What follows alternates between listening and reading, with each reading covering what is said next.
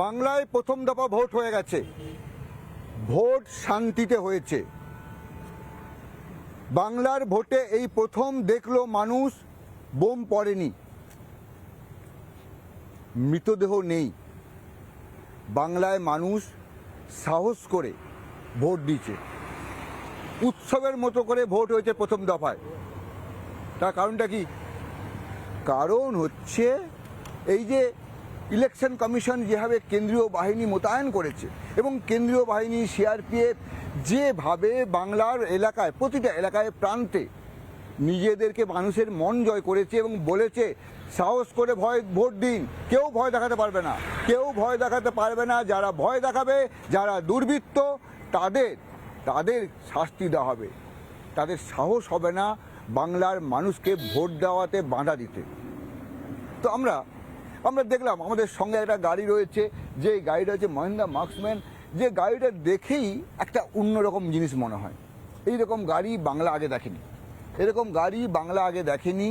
এই গাড়িটায় যদি যে কোনো জায়গায়, যে কোনো পরিস্থিতিতে যদি কেউ হামলা করে, কোথাও কোনো সমস্যা হবে না। একটা এমন গাড়ি যে সব রকম ঢিল ছুড়ুক, পাটকেল ছুড়ুক, গুলি ছুড়ুক, যা কিছু করুক, ব্যবস্থা নিতে পারবে গাড়িটিতে সমস্ত রকম ব্যবস্থা আছে। আমরা এই গাড়িটা দেখতে পাচ্ছি, উপরে মোতায়েন করা আছে সিআরপিএফ জওয়ান, এবং তারা সমস্ত ব্যবস্থা নিচ্ছে এবং গোটা রাজ্যে বিভিন্ন প্রান্তে যেখানে যেখানে ভোট হচ্ছে সেখানে শান্তি যাতে কোনোভাবে অশান্ত না হয়ে ওঠে তার জন্য ব্যবস্থা নিচ্ছে।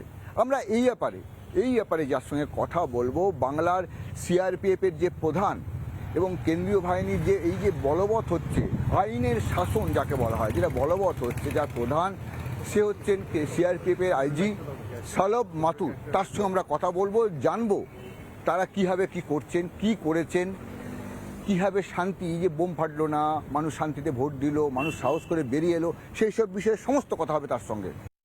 সিআরপিএফের আইজি আমার সঙ্গে সলভ মাথুর আছেন। नमस्कार जी। नमस्कार, गुड इवनिंग।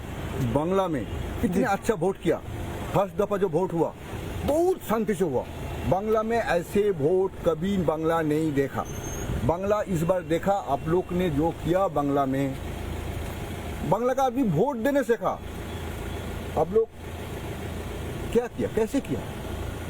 नहीं, ये एक कंसोलिडेटेड एफर्ट है और माननीय चुनाव आयोग के निर्देश के क्रम में यहाँ पर सीएपीएफ की तैनाती हुई थी और इट वाज 2 महीने पहले से यहाँ पर हुआ और आयोग के निर्देश के क्रम में यहाँ पर कॉन्फिडेंस बिल्डिंग मेजर्स हुए। ट्रूप्स की डिटेल ब्रीफिंग जो है सभी रिस्पेक्टिव डीजीज द्वारा की गई, जो भी फोर्सेस के डीजी हैं, और सारे सीएपीएफ ने एक पूरी सिनर्जी और ऊर्जा के साथ में काम किया, एक बहुत ही क्लोज कोऑर्डिनेशन के साथ काम किया। और जो